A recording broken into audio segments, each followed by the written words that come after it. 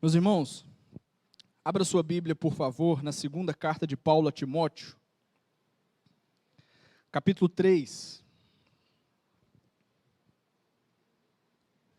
Segunda Timóteo, capítulo 3, nós vamos ler os versos 16 e 17.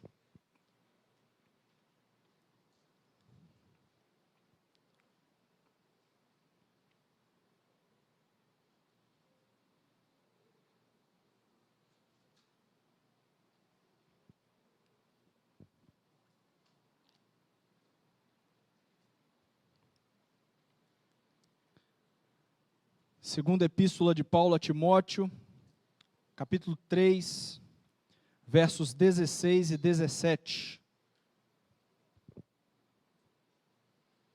Acompanhe a leitura, por favor.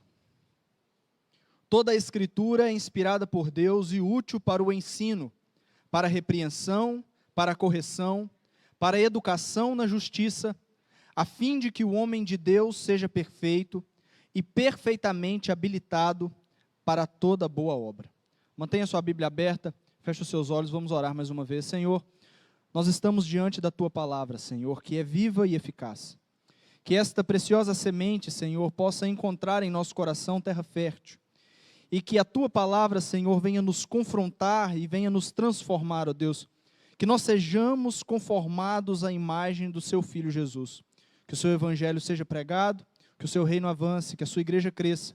E que o nome do Senhor seja glorificado hoje e para sempre. Amém. Meus irmãos, esses dois versículos que Paulo transmite a natureza da Escritura e o seu objetivo, nos falam acerca da palavra de Deus, a Bíblia. A Bíblia é o livro de Deus. A Bíblia é a palavra de Deus revelada. É através da palavra de Deus, através da Escritura, é que Deus revela o seu estatuto, a sua santa vontade, as suas leis. Não existe algo presente no mundo que revele Deus além da própria Escritura. Esta é a revelação de quem Deus é e o que Deus faz. E hoje nós vamos meditar sobre a importância da Escritura na nossa vida como crentes, na nossa vida como servo de Deus. Ao longo da história, a Bíblia é o livro que mais foi estudado. Ele é o livro mais estudado em toda a história. Nenhum livro foi tão publicado, tão distribuído, tão vendido, tão adquirido quanto a Bíblia. Para nós termos uma ideia da composição literária, a Bíblia é um compêndio de 66 livros, escrita por mais de 40 autores diferentes, em tempos diferentes, em lugares diferentes, por cerca de 1.600 anos.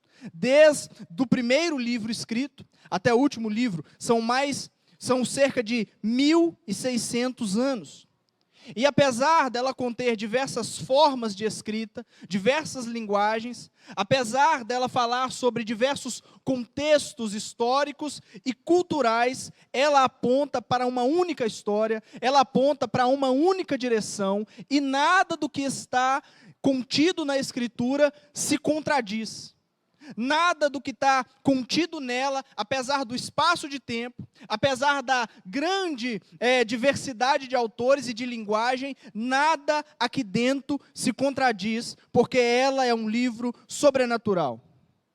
Não obstante a isso, desde o processo da sua produção, começando lá na lei por meio de Moisés, que escreveu desde Gênesis até Deuteronômio, passando pela história dos reis e todos os profetas que produziram textos proféticos, até a produção dos apóstolos, até a produção apostólica da Escritura, não existe um livro que foi mais perseguido no mundo. Governos se levantaram contra a Escritura.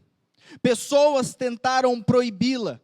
Pessoas tentaram impedir a sua distribuição, e essa perseguição ferrenha vem desde a produção do Velho Testamento, na lei e nos profetas, passando pelo período apostólico. Essa perseguição à Escritura durou nos últimos 2000 anos de história cristã e ainda está presente em nossos dias em muitas regiões do mundo. A Bíblia é proibida ainda em vários lugares, ainda hoje. Isso faz deste livro o livro mais resistente de toda a história. Porque apesar dessa ferrenha perseguição, a palavra de Deus persiste. Ela jamais foi vencida. O peso que a Escritura Sagrada tem na história do mundo é extraordinário.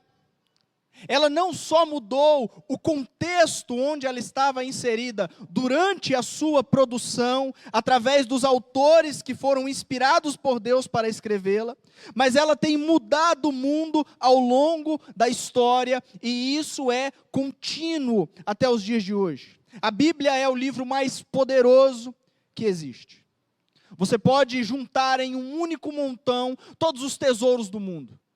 Todo o dinheiro em todos os sistemas monetários que existem no planeta Terra, todos os metais preciosos, as pedras preciosas, todos os tesouros, tudo que há de maior valor na humanidade, você pode juntar isso tudo num lugar só. E o valor disso tudo somado não representa em qualquer parte o valor da palavra de Deus, o valor da Escritura. Ela tem um valor inestimável. No período de trevas, onde o paganismo romano dominou em certa medida a igreja, esse mesmo paganismo romano tentou impedir as pessoas de terem acesso à Escritura. Durante esse período que nós chamamos de Era de Trevas, que durou toda a Idade Média,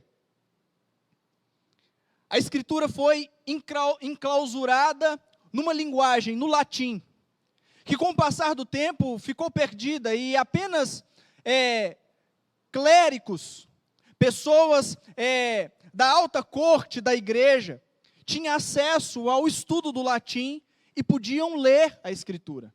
Não eram todas as pessoas que tinham acesso ao conteúdo da Bíblia, ao conteúdo da palavra de Deus. E por causa desta ignorância do povo, a falta de conhecimento do povo concernente à Escritura, os papistas, os romanistas, eles perpetuaram o ensino de homens, instituíram papas infalíveis e pregaram doutrinas de demônios, idolatria, indulgências e outras práticas espúrias e corruptas, escravizando o povo em diversos ensinos estranhos, alheios à Escritura. Mas a divina providência levantou homens para trazer a Escritura de volta ao conhecimento do povo. Homens como John Wycliffe, John Hus, William Tyndale, Lutero, Jacques Lefebvre, que libertaram a Bíblia e começaram a ensinar e começaram a traduzir a Bíblia na linguagem do povo.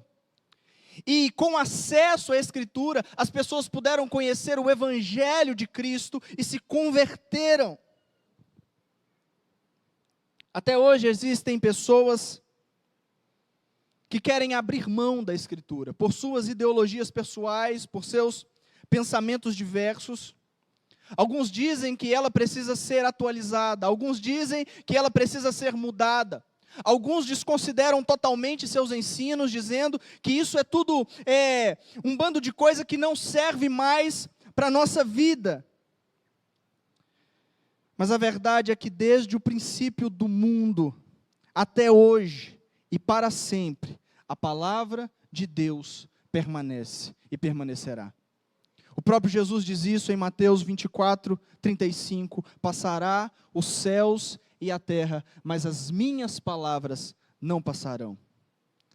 É por isso que nós, como servos de Deus, como crentes, expostos ao santo evangelho, nós vemos a importância da Escritura na nossa vida, e nós afirmamos continuamente, sola Escritura, Somente a Escritura. Tota Escritura. Toda Escritura. A Escritura completa é para nós preciosíssima. O texto que acabamos de ler vai dar ênfase justamente nessa verdade, a suficiência da Escritura na nossa vida como crentes e como servos de Deus. O texto que acabamos de ler é uma importante ordem que o apóstolo Paulo dá ao seu discípulo, o jovem pastor Timóteo. A essa altura, Paulo está prestes a passar pelo viés do martírio. A segunda carta que ele escreve a Timóteo é a última carta que Paulo escreve em toda a sua vida e ministério. E aqui ele instrui Timóteo, as suas instruções finais para aquele jovem pastor, passando para ele, de certa forma, o legado do Evangelho. O legado da missão que Paulo recebeu de pregar a palavra de Deus às pessoas. E esses ensinamentos que Timóteo recebe da parte de Deus, através do apóstolo Paulo, servem para nós, no tempo presente, como uma ordem expressa de Deus. E a ordem é essa: permanece fiel à Escritura. É isso que Paulo vai dizer nos versos anteriores. Versos 14 e 15. Volte sua atenção, por favor. Quanto a você, porém, permanece nas coisas que aprendeu e das quais tem convicção, pois você sabe de quem o aprendeu.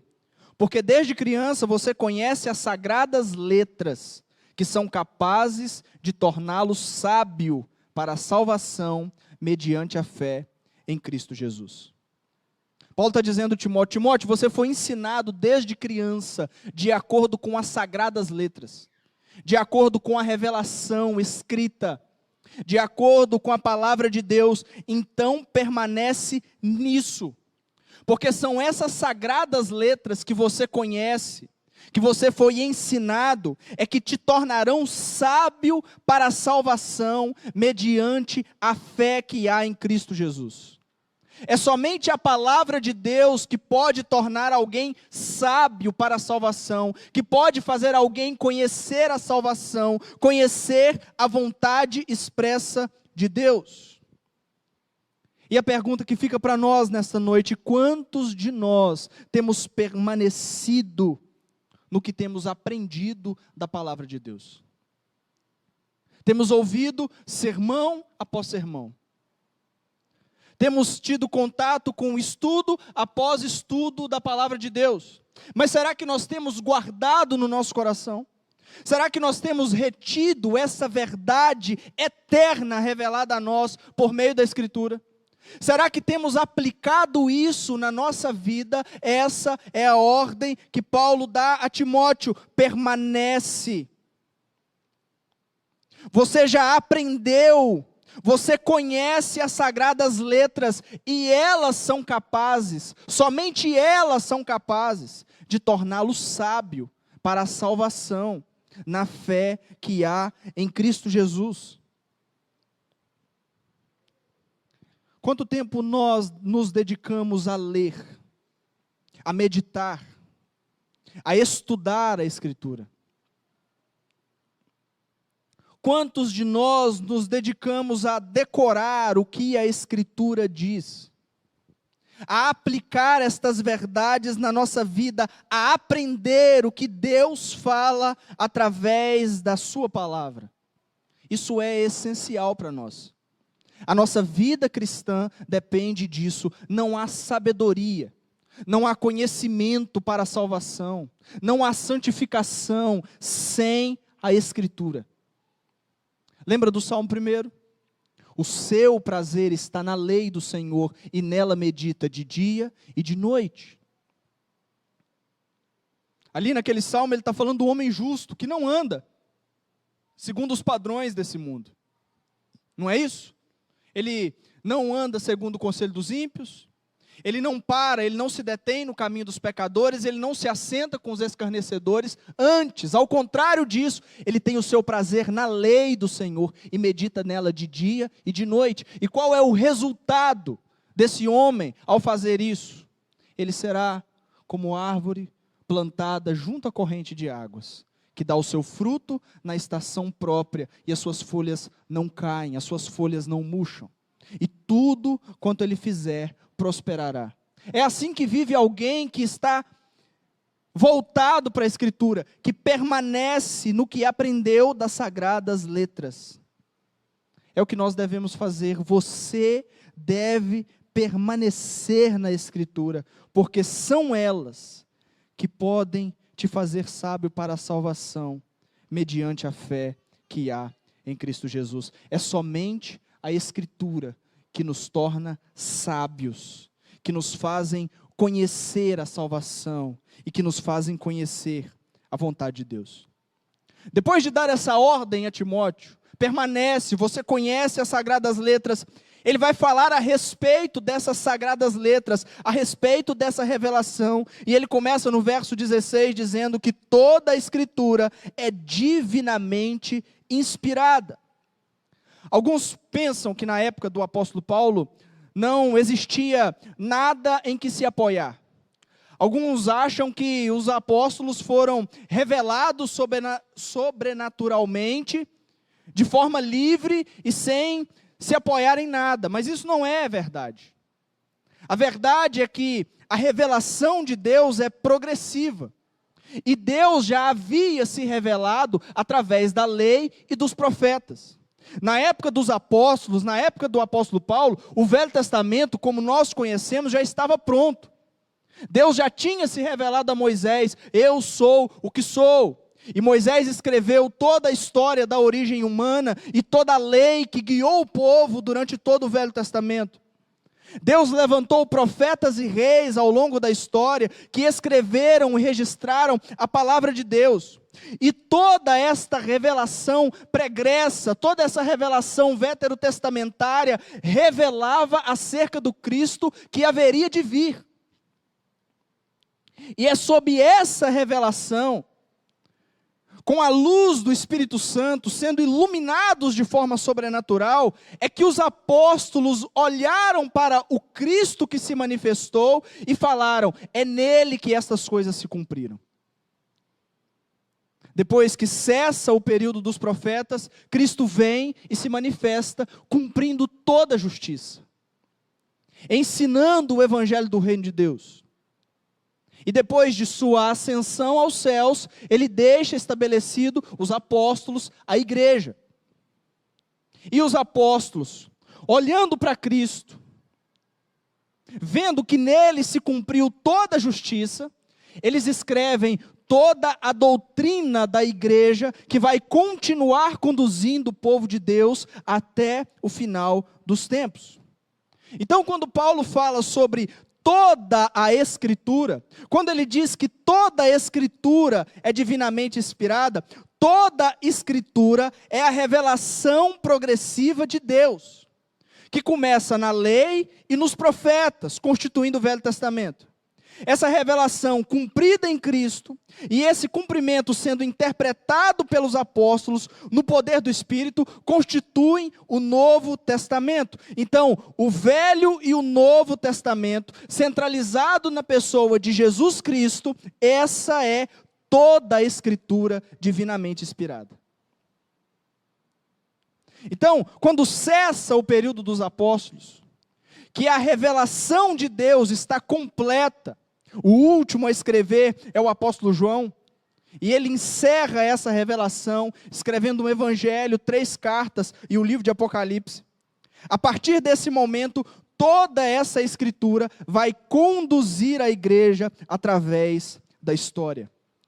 E toda essa escritura, todo esse registro, é o registro que Deus deixou através da lei, através dos profetas, através dos escritores do Novo Testamento.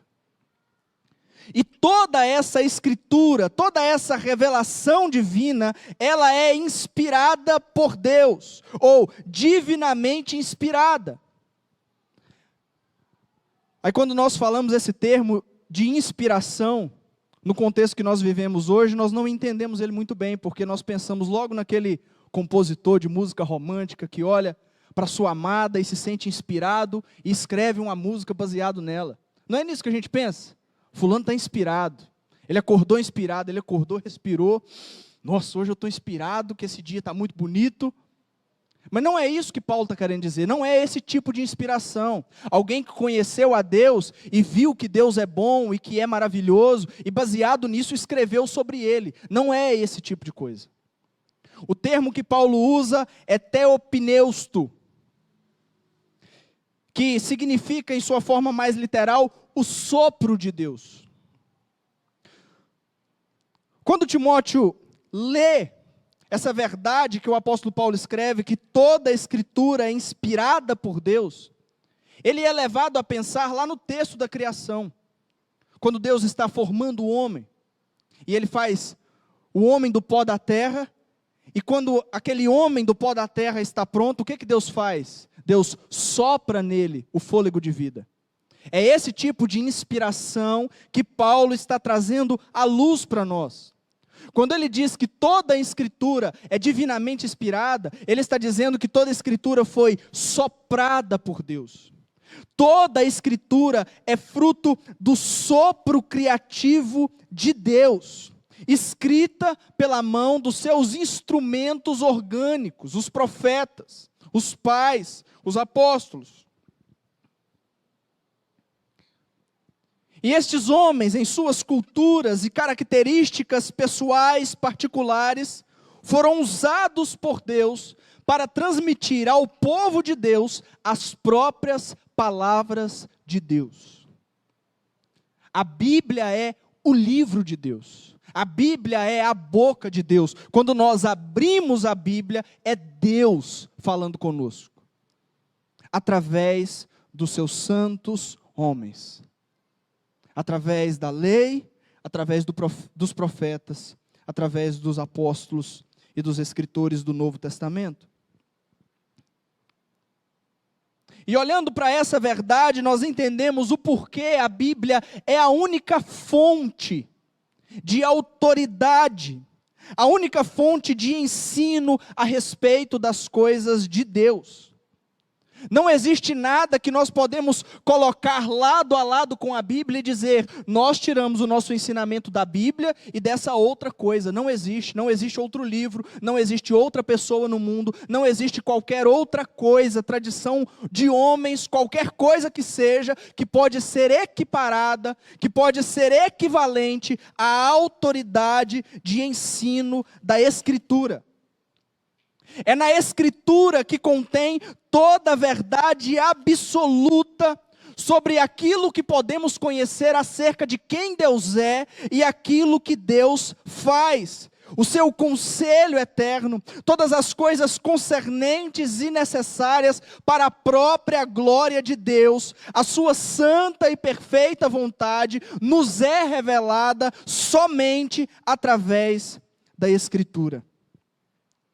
Tudo que nós precisamos saber sobre a salvação do homem, sobre a fé em Cristo, sobre a vida cristã, está declarado e necessariamente contido na Escritura.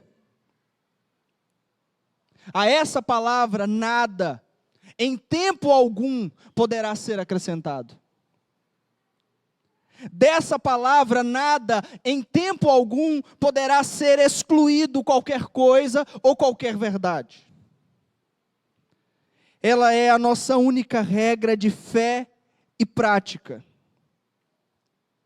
E que passe de nós as tradições humanas. Que passem de nós os preceitos afins que não são tirados dessa Escritura. Porque somente a Escritura é inerrante, ela não erra, ela é infalível, ela é eterna e ela é suficiente para nós. E é olhando para essa suficiência que Paulo continua dizendo que toda a Escritura é inspirada por Deus e útil. E ele vai dizer que ela é útil para o ensino, para a repreensão, para a correção e para a instrução na justiça, mas ela é útil. Isso significa que ela é confiável. Ela é a origem de todo o ensino doutrinário. Ela é a base, ela é o teste da verdadeira fé cristã. Ela é o meio pelo qual nós examinamos todas as coisas. Nós não usamos nada externo para entender a Escritura, as verdades espirituais que nela contém. Muito pelo contrário, nós usamos a Escritura para entender as coisas ao nosso redor. Nós usamos a Escritura para examinar a nossa vida, para examinar o nosso contexto, para examinar todas as coisas concernentes à nossa vida. Tem que partir da Escritura. Ela é a origem, ela é confiável, ela é a base. Nós podemos nos lembrar aqui, quando Paulo está fazendo uma de suas viagens missionárias, aí lá em Atos capítulo 17, ele passa pela região de Tessalônica, e ele fica ali algum tempo, mas ele é duramente rejeitado por muitos ali. Então ele vai para uma outra região de Bereia, e ele começa a pregar o evangelho, e muitas pessoas se convertem ali naquela região. Os bereianos se rendem ao evangelho que Paulo estava pregando ali. E lá em Atos 17:13 vai nos dizer assim, que os bereianos foram mais prudentes do que os de Tessalônica, porque enquanto Paulo pregava, eles iam até as Escrituras conferir se o que Paulo estava pregando era verdade. Eles examinaram o sermão de Paulo, eles examinavam a mensagem do apóstolo Paulo enquanto ele pregava, para saber se o que ele pregava estava de acordo com a Escritura. Por isso eles são chamados de prudentes. Essa deve ser a nossa prática diária. Qualquer ensino, qualquer sermão, qualquer testemunho que seja acerca das verdades de Deus, nós precisamos conferir se está de acordo com a Escritura. E se não estiver de acordo com a Escritura, deve ser rejeitado. Quando você estiver diante de qualquer pregador, diante de qualquer pregação, diante de qualquer mensagem, de qualquer ensino, independente de quem esteja ensinando, você deve conferir na Escritura, para saber se o que está sendo dito a você é verdade, e está de acordo com a lei de Deus, e está de acordo com a palavra de Deus. Ela é o critério pelo qual nós medimos a verdade acerca de todas as coisas. E qualquer ensino, qualquer verdade que contradiz o verdadeiro ensino bíblico deve ser considerado por nós como maldição. Deve ser amaldiçoado. Não é isso que Paulo faz quando ele escreve aos Gálatas? A igreja da Galácia está enfrentando um problema. Ela está deixando o evangelho que foi pregado pelo apóstolo Paulo a eles. Eles estão deixando os fundamentos de fé e se rendendo a uma falsa mensagem. É isso que está acontecendo lá na Galácia, quando Paulo escreve a sua carta. E ele fala assim com os Gálatas: eu estou admirado, eu estou espantado de tão rapidamente vocês deixarem o rudimento da fé e estarem passando para outro evangelho. E Paulo declara o seguinte, logo no primeiro capítulo da sua carta aos Gálatas, lá no verso 8 e 9. Primeiro ele diz assim: se eu, ou um anjo do céu, vos pregar outro evangelho, que não seja o evangelho que vocês já foram ensinados, o evangelho bíblico, seja anátema. Anátema é um voto de maldição, severo, duro. É como se você desejasse a própria ira de Deus recaindo sobre aquilo que você está declarando anátema. E Paulo fala isso de si mesmo, sob a hipótese de que ele abandone o evangelho e comece a pregar outra verdade. E ele, o apóstolo Paulo, o maior missionário da igreja, ele se coloca nessa posição. Olha, se eu, o apóstolo Paulo, que plantei a igreja de vocês, que pastoreei vocês, que cuidei de vocês, vocês me admiram, vocês me têm como uma pessoa querida, vocês me ouvem e acreditam em mim, mas se eu mesmo vos pregar outro evangelho, vocês devem amaldiçoar a minha mensagem e eu que estou pregando. Só que ele eleva isso há uma atmosfera ainda maior, dizendo que se um anjo vindo do céu, se um ser celestial saindo lá do céu, vier e vos pregar outro evangelho, vocês têm que considerar a mensagem dele e ele também como amaldiçoado. E no verso 9, ele vai apontar para pessoas que estavam no meio dos Gálatas, pregando o falso evangelho, e vai dizer a mesma coisa. Se no meio de vós alguém vos prega outro evangelho, diferente deste evangelho, seja considerado amaldiçoado. Porque é só a Bíblia que pode ensinar a verdade. É só ela que é confiável. Ela e somente ela é útil para o ensino. Paulo está reafirmando a verdade que ele já mostrou para Timóteo, lá atrás no verso 15. Essas sagradas letras que você aprendeu é que pode tornar você sábio. É ela que pode te ensinar, somente ela é útil. Não se afaste dela. Ela é o critério para medir todas as coisas. Toda a Escritura é inspirada por Deus e útil para o ensino. E ele continua falando para o ensino, para a repreensão, para a correção e para a instrução ou para a educação na justiça. E aqui é como se Paulo apresentasse um processo, as características, o fruto que a palavra de Deus produz.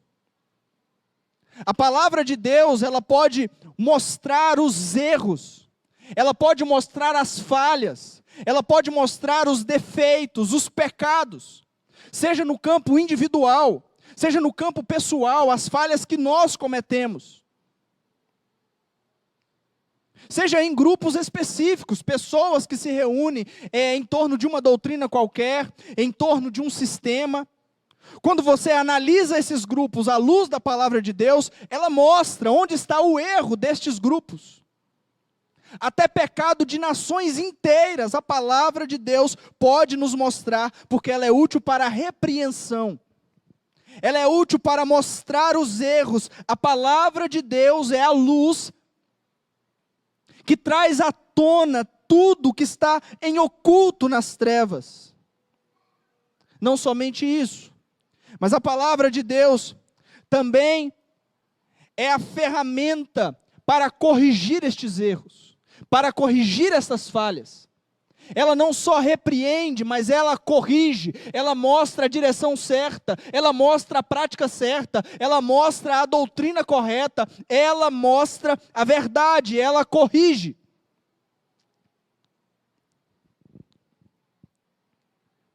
E ela mesma é suficiente para produzir firmeza. É ela quem torna o caminho do homem firme, porque ela é útil, ela é confiável para educar na justiça. A educação é a construção de ensinamento permanente. Enquanto você estava sendo educado, você foi, por exemplo, alfabetizado, você aprendeu a ler, você aprendeu a escrever. Agora eu quero que você amanhã faça um exercício. Desaprenda a ler, desaprenda a escrever. Você foi ensinado permanentemente nisso, você foi educado. A palavra de Deus produz essa firmeza porque ela educa na justiça. Ela produz no homem que se rende a essa verdade ensinos permanentes que ele não pode se desviar jamais. Ela produz firmeza, instrução. É somente através da palavra de Deus que nós somos ensinados, que nós somos repreendidos, corrigidos, instruídos na justiça. Ela nos confronta, ela nos conforta, ela nos transforma, até que sejamos aperfeiçoados. Tudo que você deve saber para conduzir a sua vida, tudo que você deve saber para tomar decisões, tudo que você deve saber sobre ser um bom marido e pai, ser uma boa esposa e mãe, ser um bom filho, uma boa filha, ser um bom funcionário, um bom patrão, ser um bom cidadão, ser um bom membro de igreja, ser um bom servo, ser um bom irmão. Tudo que você precisa saber, mesmo nas atmosferas mais particulares da sua vida, você vai encontrar ensinamento na Escritura. É só ela que pode te ensinar isso, é só ela que pode nos ensinar a como viver. Até mesmo na nossa vida com Deus. Você quer saber como orar? Vá até a Escritura. Você quer saber como adorar a Deus? Vá até a Escritura. Você quer saber como servir a Deus? Vá até a Escritura. Você quer saber aquilo que agrada a Deus e aquilo que não agrada? Você precisa entender isso através da Escritura. Aquilo que Deus recebe e aquilo que Ele não recebe como culto. Como cantar e o que cantar em louvor ao nome do Senhor só pode ser conhecido através da Escritura. A Bíblia tem tudo o que é suficiente para o cristão verdadeiro. Ela tem tudo que nós precisamos nos assuntos mais diversos da nossa vida. É Deus, o próprio Deus nos ensinando, o próprio Deus nos comunicando as verdades dele. Um pregador disse certa vez: você quer ouvir a voz de Deus? Abra a Bíblia e leia a Bíblia. Aí você me diz assim: não, mas eu não quero ouvir a voz de Deus lendo, eu quero ouvir a voz de Deus em voz alta. Eu quero que Deus fale comigo em voz alta. Então leia a Bíblia gritando. Deus fala através da sua palavra escrita. Ela nos ensina, ela nos repreende, ela nos corrige, ela nos educa, nos instrui. Verso 17. A fim de que o homem de Deus seja perfeito e perfeitamente habilitado para toda boa obra. A fim de que o homem de Deus, o servo de Deus, seja perfeito, porque é através da palavra de Deus que nós somos santificados. É conhecendo a Escritura que nós ganhamos força para lutar contra as nossas falhas, para vencer as nossas tentações, para abandonar os nossos pecados. Salmo 119, um verdadeiro tratado, é o maior salmo da Bíblia, o maior capítulo da Bíblia, e é um verdadeiro tratado sobre a importância da Escritura. E lá no Salmo 119, verso 9, o salmista diz: como pode purificar o jovem o seu caminho? E ele mesmo responde essa pergunta: observando, praticando, vivendo de acordo com a tua palavra. É através da palavra de Deus que nós nos tornamos perfeitos, no sentido de sermos aperfeiçoados, de sermos santificados. É ela quem nos transforma. É ela que molda o nosso caráter, até que sejamos conformados à imagem de Cristo. Não somente isso, mas é a palavra de Deus quem torna o servo de Deus habilitado, apto, capacitado para toda boa obra. O que é a boa obra?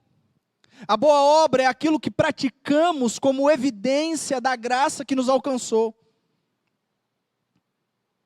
Lá em Efésios capítulo 2, quando Paulo fala a respeito da essência do Evangelho, e ele diz que nós estávamos mortos em vossos delitos e pecados, e então Deus, por ser rico em misericórdia, com um grande amor que nos alcançou, Ele nos vivificou.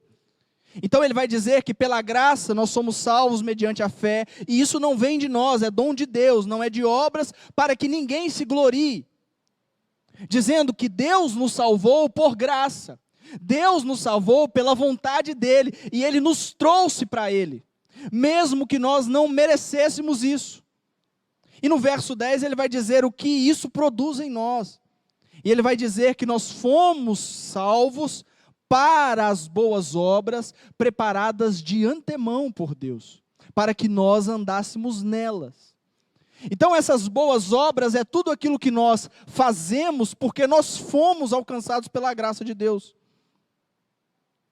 Então, quando nós somos alcançados pela graça de Deus, nós saímos do estado de desobediência, de inimizade contra Deus, de rebeldia, e Deus nos transporta para a sua luz, para um estado de obediência, vivendo e praticando as obras de Deus. Então, quando ele diz que o homem de Deus se torna perfeito e perfeitamente habilitado, capacitado, ele está dizendo que, através da Escritura, o servo de Deus fica pronto para servir de maneira eficaz e produtiva. Servir a Deus e aos outros. Essas são as boas obras que testificam da nossa fé, o serviço santo que nós prestamos a Deus e aos nossos irmãos. Mas tem muita gente fazendo a obra de Deus sem a palavra de Deus, distante da palavra de Deus. E aí as pessoas apelam para a criatividade.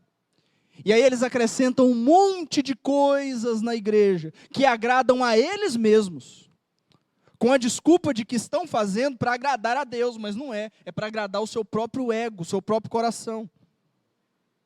É a síndrome de Caim. Lembra de Caim? Caim resolveu oferecer uma oferta ao Senhor. E o texto diz assim, que em certo momento Caim decidiu oferecer uma oferta ao Senhor.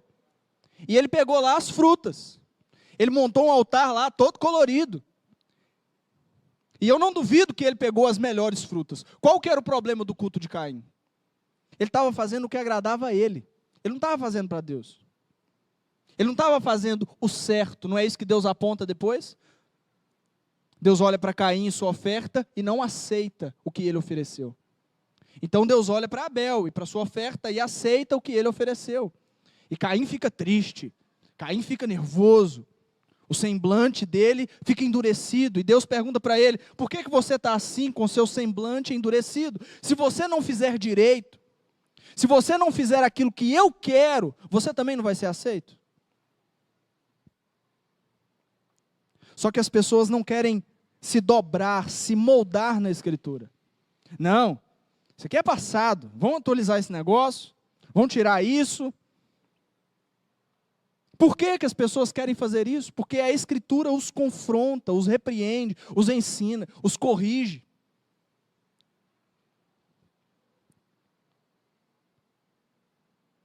E fazer a obra de Deus sem se dobrar à palavra de Deus, não é fazer a obra de Deus.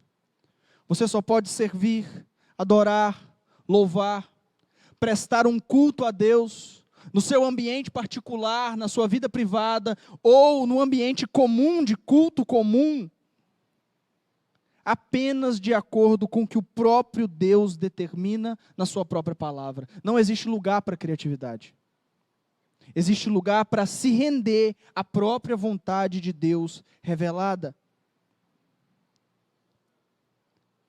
A verdadeira igreja, o verdadeiro servo de Deus, ele não é chamado para ser uma pessoa legal, bacana, que todo mundo gosta, que atrai todo mundo, que é uma pessoa carismática. Nossa, aquela pessoa ali conversa com todo mundo, Deus chamou ela para isso. Ele é agradável, ele é popular, nenhum crente foi chamado para isso. Você pode apresentar isso como característica pessoal, mas isso não é pré-requisito. O crente, ele é chamado para uma coisa: ser fiel à Escritura. Ser fiel à palavra de Deus. Ainda que sendo fiel te odeiem, ainda que sendo fiel à Escritura te desprezem, te rejeitem, ou até te matem, como fizeram com os profetas, como fizeram com os apóstolos, como fazem com tantos servos de Deus até hoje. É sua responsabilidade não se calar diante das trevas. Pregue a palavra. Pregue a palavra porque ela é lâmpada para os pés e luz para o caminho. Mesmo que isso faça das pessoas as suas inimigas, saiba que antes das pessoas te odiarem, elas odeiam a verdade que está na palavra de Deus. Um pregador disse certa vez: pregue a verdade, e quem for da verdade ouvirá. Submeta-se à Escritura e permaneça nelas. O objetivo principal da palavra de Deus é revelar aos servos de Deus a sua boa, perfeita e agradável vontade. E a principal marca da igreja é esta: a igreja verdadeira tem isso como sua principal marca. Que Deus a estabeleceu, que Deus a plantou no lugar que ela está, como coluna e sustentáculo da verdade. Como coluna e baluarte da verdade. Partindo para a conclusão. Você quer saber a minha opinião? Você quer saber o que é que eu penso acerca disso ou daquilo? Não importa. Não importa a minha opinião sobre qualquer coisa que seja. Eu não quero saber o que você acha, eu não quero saber o que você pensa, isso não importa. Ah, mas eu tive um sonho. Deus me deu um sonho. Eu não quero saber. Isso não importa. Não, eu não tive um sonho, eu tive uma visão extraordinária e eu vi, eu não quero saber. Isso não importa. Isso não interessa. Ah, mas a cultura, ela diz isso porque os homens agora, as filosofias humanas, estão pensando assim, assado. Isso não interessa. Ah, não, mas a gente tem que saber o que atrai as pessoas. O que as pessoas esperam de um crente? O que a sociedade espera de uma igreja? Isso não importa. O que importa é a Escritura. O que importa é só a Escritura. O que importa é toda a verdade contida somente na Escritura, acerca de qualquer coisa. Ah, mas tem algo no meu coração. Eu não quero saber o que está no seu coração. A Bíblia diz o que está no seu coração. Jeremias 17:9. Enganoso é o coração mais do que todas as coisas e desesperadamente corrupto. Quem o conhecerá? É isso que está no seu coração. Ele é desesperadamente corrupto, ele é enganoso. Então não venha me falar que o seu coração, porque Deus te falou, não falou, se você não abriu a Bíblia. Se você não entendeu o que está escrito. Não me diga que você recebeu qualquer coisa que seja de forma pessoal, através de uma revelação esotérica, extraordinária. E a pessoa se levanta a mão para o céu e diz: eis que eu te digo. Não diga. Eu não quero saber. Ah, porque Deus falou comigo. Você abriu a Bíblia? Não. Então Deus não falou com você. Deus só fala por meio da Escritura. E a única coisa que interessa é ouvir aquilo que Deus fala através da sua palavra somente. Aí a pessoa fala assim: eu até quero estudar a Bíblia, eu até quero entender o que a Bíblia fala, mas eu não quero perder também a minha vida espiritual. Eu não quero deixar de lado as coisas espirituais. Entenda que não existe nada mais espiritual do que a Escritura. Nenhuma prática qualquer que seja, nada que você possa fazer nesse mundo, pode te tornar um crente melhor, pode te tornar mais espiritual, pode te levar a uma vida espiritual mais saudável, nada além de ler e entender e estudar e meditar e decorar e ouvir Deus falando na Escritura, na sua palavra. O verdadeiro avivamento não é evidenciado quando as pessoas se arrepiam, choram, levantam as mãos, rodopiam, pulam, caem, balbuciam sílabas desconexas, falando que isso é a vontade de Deus, quando na verdade não é. O verdadeiro avivamento acontece quando as pessoas se voltam para a Escritura. Quando as pessoas passam a amar a Escritura e passam a moldar as suas vidas através da Escritura e a se submeter diante da palavra de Deus. Esse é o verdadeiro avivamento. Aí você fala com a pessoa fala assim, mas a letra mata. Mexe com isso não. Sabe o que é que mata, irmãos? A preguiça de ler e de estudar as Escrituras. É isso que mata o crente. Jesus disse, João 6,63, as palavras que vos tenho falado são espírito e vida. É a palavra de Deus que vivifica o homem. Por isso eu rogo a você que tenha contato diário com a Escritura. E quando eu falo para você ter contato com a Escritura, é através da leitura, através de ouvir a Escritura, através de decorar a Escritura, através de meditar nela, de entendê-la, de ouvir um sermão fielmente pregado na Escritura. Isso é quando Deus fala conosco. Você, pai, marido, ensine a sua esposa, os seus filhos, a palavra de Deus. Você, pai e mãe, ensine seus filhos a palavra de Deus. Ensine a Escritura na sua casa, para a sua família. Olhe para a Escritura e se submeta à lei de Deus e guarde ela no seu coração.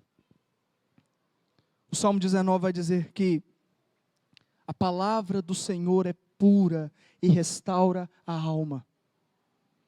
O testemunho do Senhor é fiel e dá sabedoria aos simples. Essa é a palavra de Deus. E a nossa vida depende de entender isso. Toda a Escritura e somente a Escritura. Inerrante, infalível e absolutamente suficiente. Que a palavra de Deus seja verdadeiramente a nossa única, exclusiva regra de fé e de prática. Ela é suficiente para nós. Se coloca de pé, vamos orar.